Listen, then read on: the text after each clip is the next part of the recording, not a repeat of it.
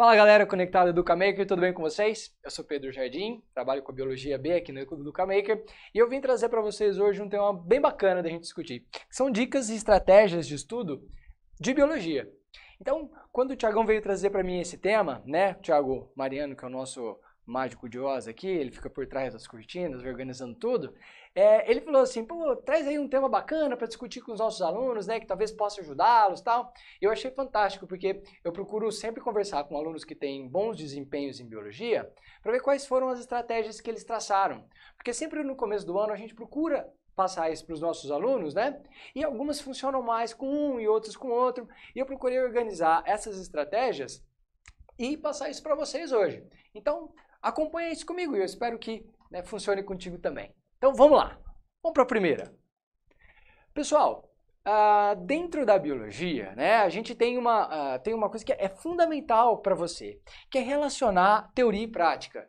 É claro que isso também funciona em outras ciências, tá? Mas dentro da biologia isso é fundamental. Por quê? Porque alguns temas você curte, você adora, aquele tema, ele já ganhou você. Né? Você já está lá, você já entendeu, você está dentro. Mas tem alguns que trava. Né?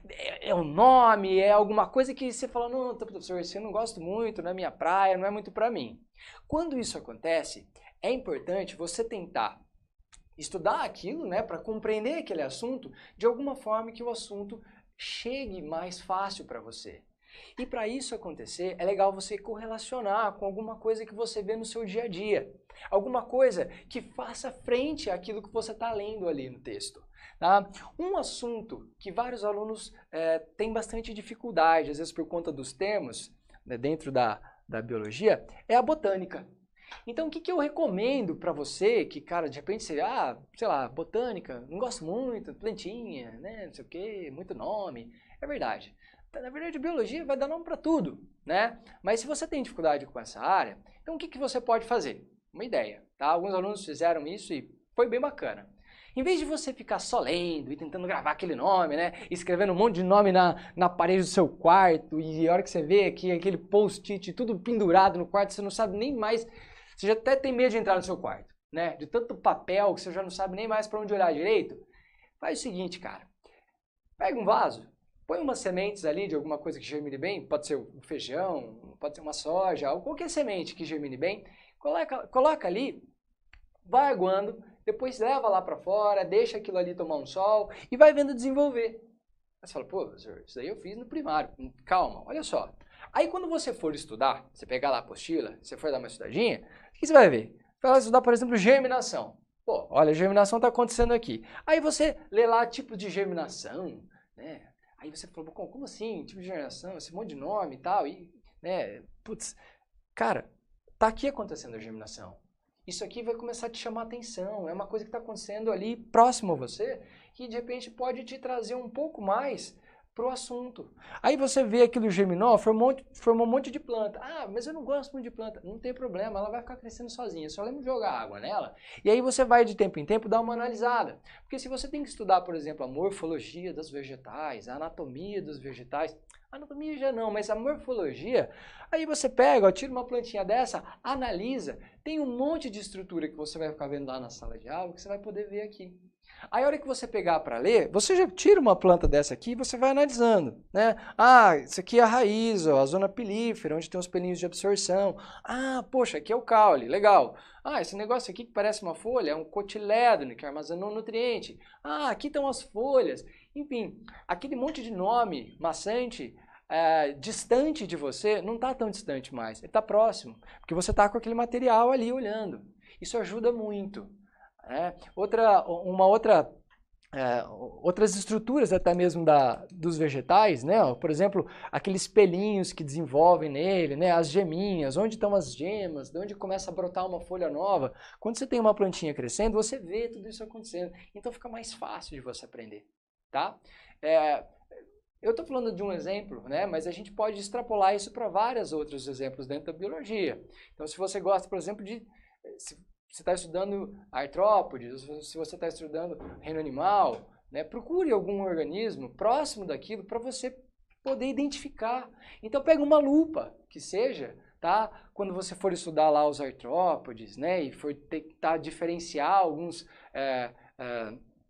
artrópodes do outro, né, os insetos, né, os hexápodes, você tiver que diferenciar de um crustáceo, pega um exemplar desse bicho, né? Pega uma lupa, dá uma olhada, analisa quantos pares, quantas antenas tem, quantas pernas tem, enfim, tenta trazer a realidade próximo de você, tá? Em alguns casos, você não vai conseguir fazer isso, né? Por exemplo, se você estudar a parte de célula, a parte genética, vai ficar um pouco mais complicado, porque isso já é intramolecular. Aí o que você faz? Quando tiver um assunto desse da biologia que você não estiver muito familiarizado, não estiver curtindo muito, dá uma olhadinha em alguns artigos da internet de referências que sejam seguras, referências que você tem certeza que o cara não vai falar nenhuma besteira ali.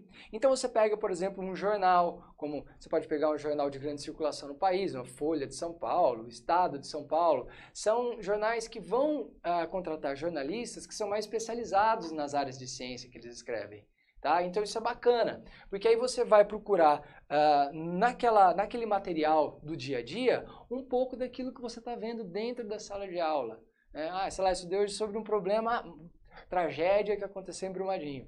Tudo bem, põe lá, tragédia de Brumadinho. Aí procura ali algumas notícias do G1, né, desses jornais. Revista FAPESP é uma revista fantástica, tem muito material que eles tiram dali para os vestibulares, tá ok?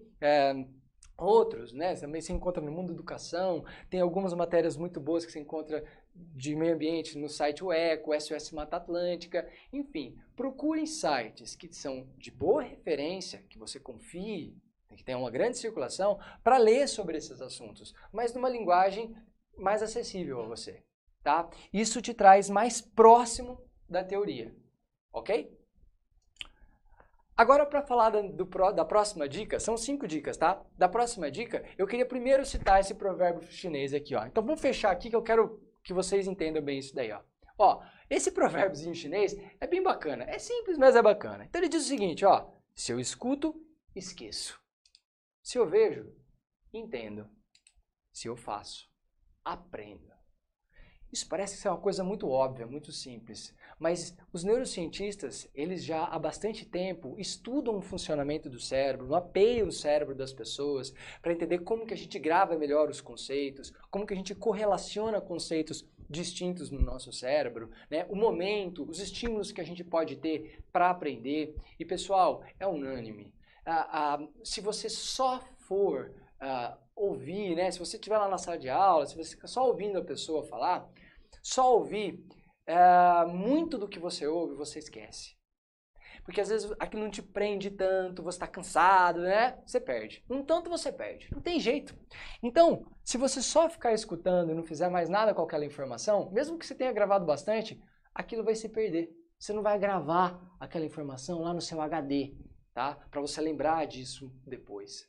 Agora, se você associar a ouvir, né, ficar ouvindo ali, né, o que o professor estiver dizendo e tal, com uma imagem, isso melhora, tá? Isso melhora.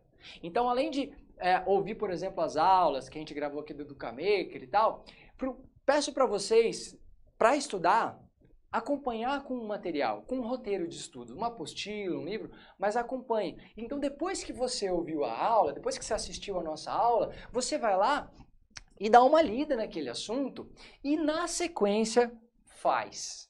Faz o quê? Faz um resumo, faz alguma coisa que depois possa te ajudar, exercício que possa te ajudar a consolidar a informação dentro da sua cabeça. Então, são necessárias essas 3 etapas para a gente realmente apertar o botãozinho de gravar numa informação que a gente está aprendendo na aula dentro do nosso cérebro, para você poder acessar isso depois. Tá ok? Então, a gente precisa ouvir, mas depois ler e depois fazer. Fundamental. Tá ok? Então, dentro desse provérbio, eu vou passar para vocês 2 dicas assim que eu já mencionei. A primeira delas, que eu quero reforçar muito, é treine com exercícios. Tudo bem? Então, você ouviu, você leu. Agora você faz. Você faz exercício, cara. Faz exercício e treina com exercício. Vamos lá. Se eu sou um cara que quero participar de uma Olimpíada de natação, como que eu vou treinar para essa Olimpíada? Eu vou assistir vídeos de outros nadadores? É bom. Eu vou só ficar na academia para ficar bem forte? Também é necessário. Eu vou, de repente, pegar games de natação? Pessoal, não. Se o cara quer nadar numa Olimpíada, ele tem que treinar nadando. Ele tem que mergulhar naquela piscina, bater o braço, bater a perna, até aquilo ficar automático nele e ele aperfeiçoar isso ao extremo. Não é assim que funciona? Com qualquer esporte, não é mesmo? Pô, olha lá. Você, amigo, tá nessa maratona dos vestibulares, das provas. Então, como que você vai treinar? Cara, a hora que você chegar diante de uma prova, ele não vai pedir para você ler aquilo, né? Para você ficar ouvindo uma videoaula. Não, na hora do vamos ver é exercício, tá ok? Tudo que veio antes tem que te preparar para aquele exercício. Então, você precisa treinar com os exercícios. Joia? A gente conta com um banco de exercícios muito bacana aqui na nossa plataforma. Você pode usar outros exercícios, mas treine. E você faz no mesmo dia. Então, por exemplo, hoje teve uma aula nossa de um assunto, ótimo, acabou, dá uma lida e já faz exercício daquilo, tá? Quanto antes você puder fazer isso, melhor. Você grava mais rápido, fixa na hora aquele conhecimento. Tá joia? Caso você tiver uma dúvida e tal, né, num exercício, você está resolvendo um exercício, tem uma dúvida, consulta a apostila. E aí depois, por último, né, se não der certo, consulta ali o professor. Se você não tiver entendido ainda, consulte o professor. Mas teve uma aula naquele dia, teve um assunto, o que você vai fazer? Você vai chegar em casa e você vai estudar. Como? Com exercício. Você pega e faz exercício. Faz alguns exercícios num tempo de estudo que você deixou reservado para você.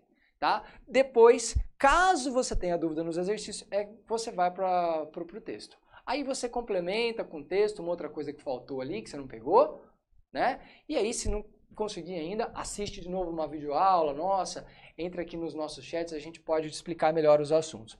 Beleza? Outra coisa importante é, faça simulados, tá? Treine, se coloque naquela situação de pressão que você vai ter no dia que você fizer a sua prova, naquele tempo, a coisa tem que ser bem cronometrada, então faça os simulados que ele vai te colocar exatamente naquela situação que você vai precisar passar na hora da sua prova, né? E resolva provas anteriores. Pessoal, se você está treinando para um vestibular, por exemplo, do Enem, resolva os vestibulares do Enem dos anos anteriores, tá ok? E isso para os vestibulares que você quiser passar. É importantíssimo isso. Você tem que conhecer a prova que você vai fazer, tá? E vários vestibulares, pelo fato deles terem a mesma linguagem, alguns assuntos eles repetem. Tá? É claro que a pergunta não vai ser exatamente igual, mas ela vai voltar. Ah, professor, vem com essa conversa pra cima de mim. Tô falando, amigo, aí volta. Aliás, ó, até preparei pra vocês, vamos ver. Ó como volta. Peguei uma questãozinha do Enem de 17 que trabalha um assunto dentro da ecologia que é bem importante, é fundamental e a gente vê muito no nosso dia a dia, por isso ele é cobrado, ok? Eu vou ler aqui para vocês essa questão. Então, assim, ó, os botos cinza staleguenenses, mamíferos da família dos golfinhos, são excelentes indicadores da poluição das áreas em que vivem, pois passam toda a sua vida, cerca de 30 anos, na mesma região. Além disso, a espécie acumula mais contaminantes em seu organismo, como mercúrio, do que outros animais da sua cadeia alimentar. Então, o que essa questão está trabalhando? Ela vai trabalhar uma questão sobre cadeia alimentar. Mas será que é só isso? Não é só isso, é bioacumulação. A gente está falando aqui, ó, nessa questão, vamos ler aqui, ó. Os botos cinzas acumulam maior concentração dessas substâncias, por quê? Então você imagina que eu tenho ali um peixe pequeno, tá? Que ele vai fazer parte de uma cadeia alimentar. Olha que belezinha, meu peixinho, tá? Ele faz parte lá da cadeia alimentar e ele comeu um monte de zooplânctons, tá? Esses zooplânctons se alimentaram de fitoplânctons, tá? Então aqui você tem os fitoplânctons, aqui você vai ter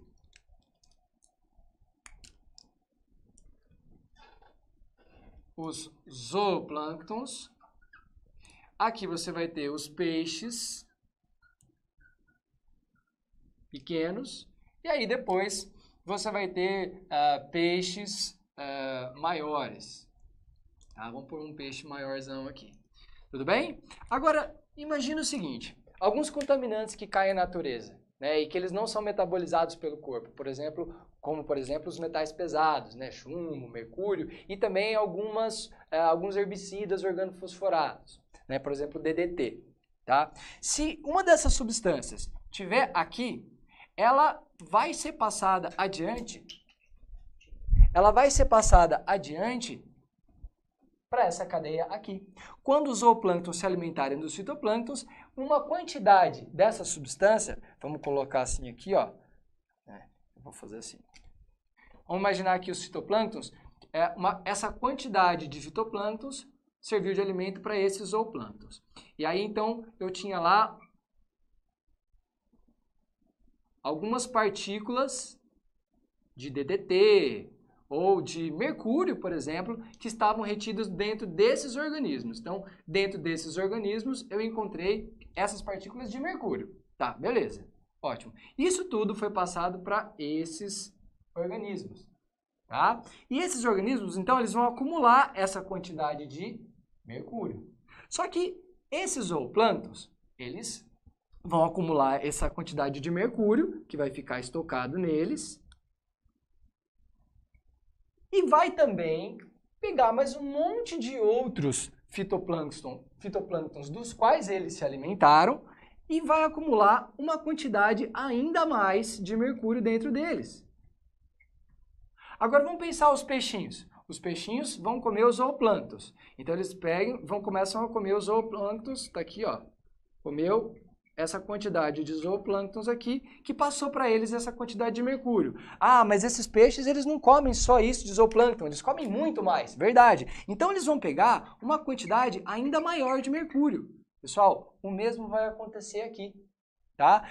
Essa quantidade de mercúrio vai aumentar cada vez mais. Por quê? Porque nessa cadeia aqui, no topo dessa cadeia alimentar, esse peixe se alimenta de vários desses peixinhos. E tudo que estava armazenado aqui dentro de metal pesado veio para esse peixe.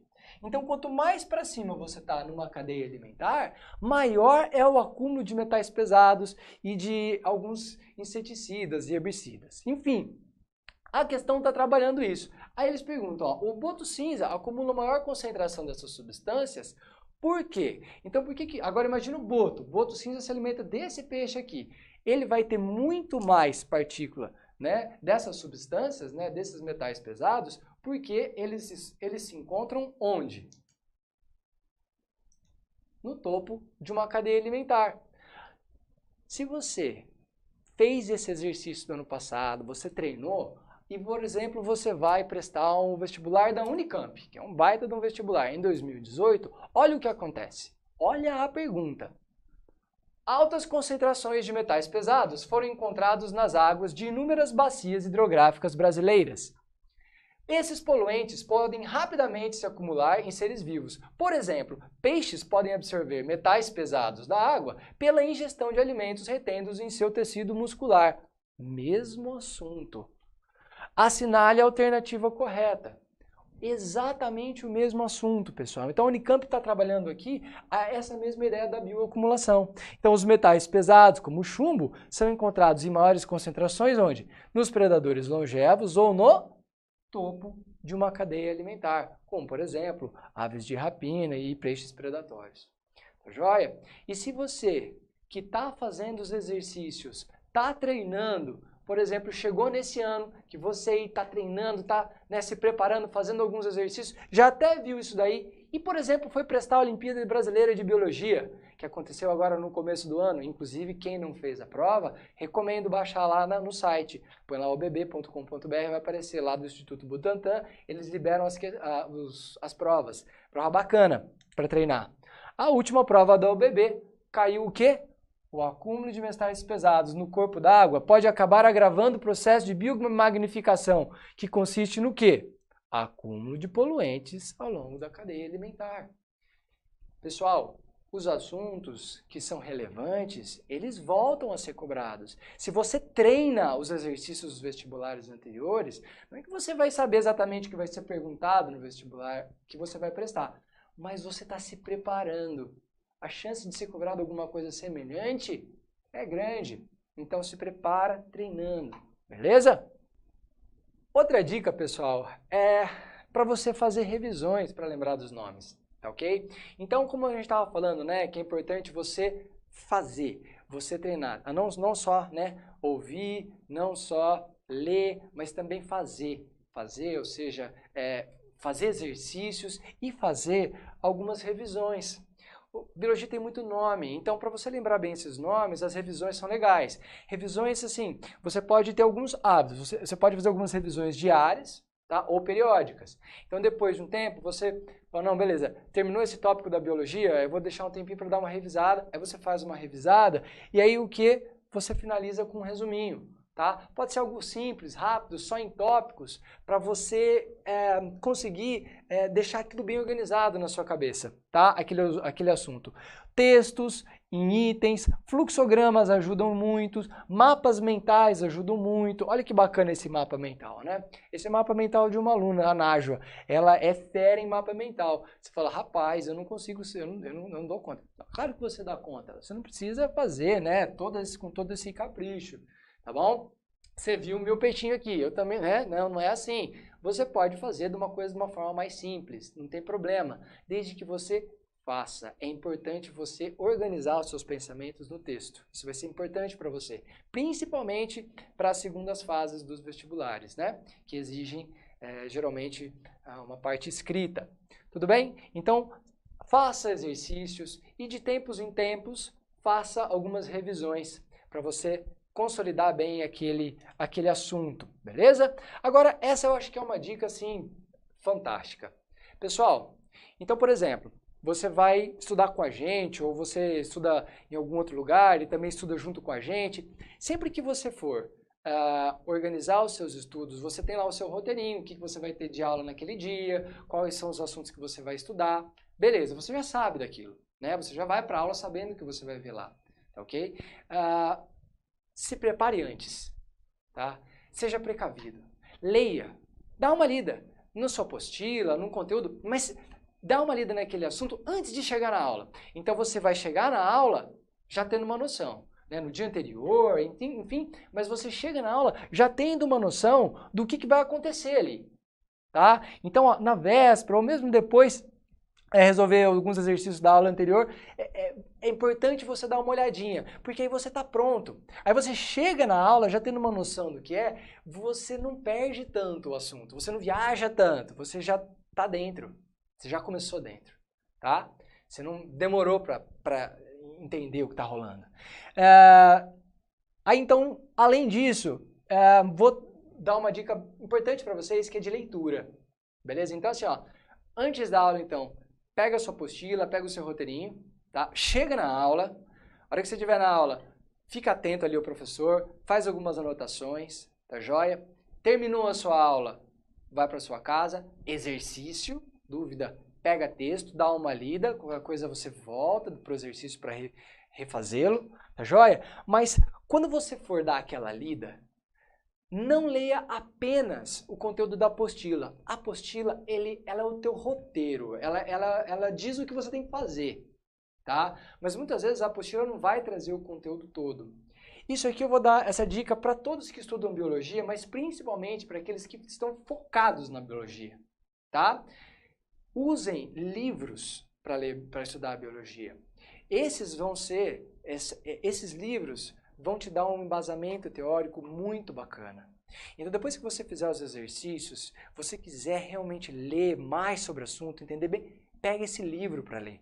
Tá? Quais livros, professor? Tem vários, tá? Tem livros muito bons, por exemplo, o livro do Amabis, o livro da Sônia Lopes, o Campbell. O Campbell já é bem complexo, ele já é para o pessoal que já está bem treinado dentro da biologia, tá bom? Agora, esses outros livros você pode comprar em encarte único ou em encarte subdividido em 1, 2, 3 volumes, ou mesmo pegar na biblioteca, né, da escola ou da cidade que você mora, tá?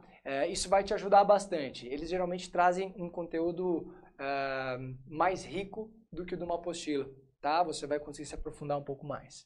Beleza? Então a apostila vamos usar como um acompanhamento, como um roteiro, ela é fundamental, mas para isso.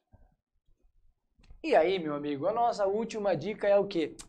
Vem com a gente, estuda com a gente aqui na Educamaker tem bastante profissional capacitado para ajudar você, comprometido com essa missão de educar, de auxiliar a se preparar para as provas que você vai encontrar aí pela frente. Beleza? Espero que tenha aprendido alguma coisa, que tenham curtido. Um grande abraço e até a próxima.